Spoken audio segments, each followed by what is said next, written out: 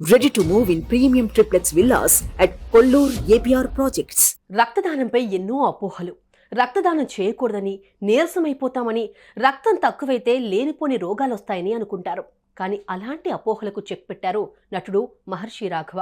ఒకసారి రక్తదానం చేస్తే ఏదో 10 మంది ప్రాణాలు కాపాడిన వారిలా ఫీల్ అవుతారు. కానీ మహర్షి రాఘవ 1 కాదు 2 కాదు ఏకంగా 100 సార్లు చిరంజీవి బ్లడ్ బ్యాంక్లో రక్తదానం చేశారు. క్రమం తప్పకుండా ప్రతి ఏడాది ఆయన రక్తదానం చేస్తూనే ఉన్నారు. ఇప్పుడు 100వసారి రక్తదానం చేయడంతో స్వయాన మెగాస్టార్ చిరంజీవి ఆయనకు సన్మానం చేశారు.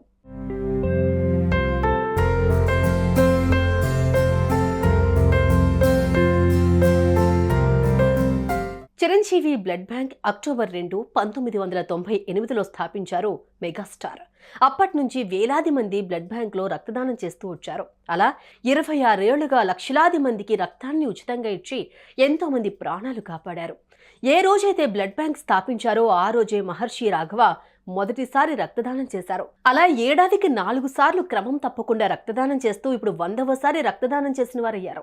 100వసారి రక్తదానం చేస్తున్నప్పుడు ఖచ్చితంగా తాను కూడా వస్తానని అప్పట్లో రాఘవకు చిరంజీవి మాటిచ్చారు. అయితే అనుకోకుండా 100వసారి మహర్షి రాఘవ రక్తదానం చేసే సమయంలో చిరంజీవి చెన్నైలో ఉన్నారు.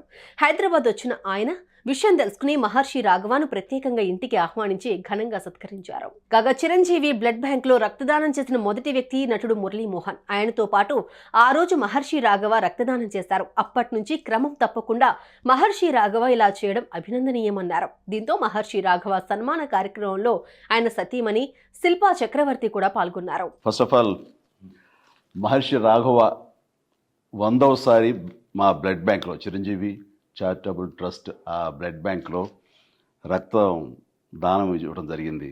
అంటే ఇంతవరకు 50 సార్లు ఇచ్చిన వాళ్ళు 60 సార్లు ఇచ్చిన వాళ్ళు ఉన్నారు. కానీ ఒక వ్యక్తి 100 సార్లు రక్తదానం ఇవ్వడం అనేది ఇదే ప్రథమం.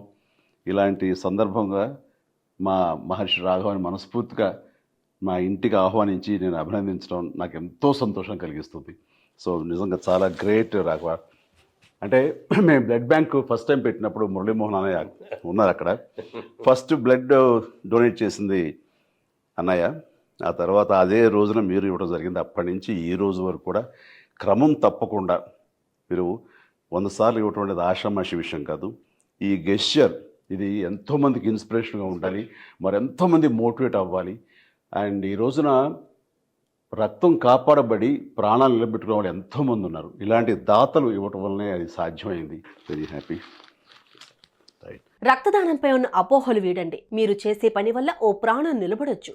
మీరు కూడా ఆరోగ్యంగా ఉంటారు. కాబట్టి రక్తదానం చేయండి, ప్రాణాలు కాపాడండి. చిరంజీవి గారు బ్లడ్ బ్యాంక్ పెట్టిన తర్వాత మొట్టమొదటి రోజున మేము వెళ్ళి బ్లడ్ ఇవ్వడం జరిగింది. ఆ రోజున మహర్షి గారు వచ్చారు, నేను వచ్చాను. ఫస్ట్ అక్టోబర్ 2 గాంధీ ఆ రోజున ఫస్ట్ బ్లడ్ నేనే ఇచ్చాను. ఆ రోజున మొదలుపెట్టిన ఇది క్రమం తప్పకుండా ఎవ్రీ 3 మంత్స్కి ఒకసారి చొప్పున, అంటే సంవత్సరానికి 4 చొప్పున వచ్చి 100 టైమ్స్ పూర్తి చేశాడు. ఇది చాలా గ్రేట్ అసలు. ఎందుకంటే రక్తదానం చాలామందికి భయాలు ఉంటాయి. అమ్మో రక్తం తీసేస్తే మనకు నీరసం వచ్చేస్తే పడిపోద్ది, కళ్ళు తిరిగిపోతాం. అది ఏమీ కాదు. ఎస్పెషల్లీ ఎండాకాలంలో అసలు ఎవరు. ఇది ఆల్మోస్ట్ ఏప్రిల్ అండ్ ఇంత హాట్ సమ్మర్లో తను ఇచ్చాడంటే అదన్నీ కూడా మూఢనమ్మకాలు అని మరొకసారి నిరూపించాడు.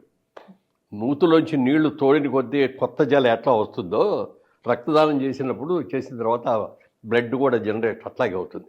అందుకని ఎవ్వరూ కూడా భయపడక్కర్లేదు. శుభ్రంగా యంగ్గా ఉన్నవాళ్ళు, ధైర్యంగా ఉన్నవాళ్ళు, గట్టిగా ఉన్నవాళ్ళు రక్తదానం చేస్తే 10 మందికి ప్రాణాలు కాపాడిన వాళ్ళు అవుతాం. అది మాత్రం గుర్తుపెట్టుకోండి అందరూ. Thank you. సుమన్ టీవీలో మీ పర్సనల్ అండ్ బిజినెస్ ప్రమోషన్స్ కోసం కింది నెంబర్కి కాంటాక్ట్ చేయండి.